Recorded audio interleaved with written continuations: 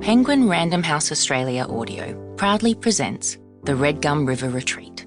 Written by Sandie Docker, narrated by Alison McGurr. All rights reserved. We at Penguin Random House Australia acknowledge that Aboriginal and Torres Strait Islander peoples are the traditional custodians and the first storytellers of the lands on which we live and work. We honour Aboriginal and Torres Strait Islander people's continuous connection to country, waters, skies and communities. We celebrate Aboriginal and Torres Strait Islander stories, traditions and living cultures, and we pay our respects to elders past and present. For Emily. Prologue. March 2017. Sarah stood and took a bow, allowing the swelling sound of rhythmic clapping from the audience to wash over her. Goosebumps pricked her skin as shouts of encore filled the concert hall of the Sydney Opera House.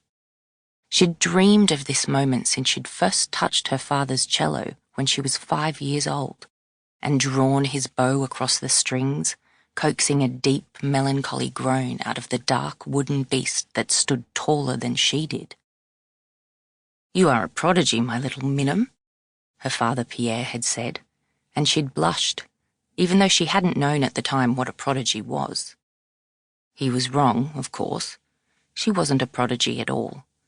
The sound she'd coaxed out of the cello that first try was more of a fluke than anything else.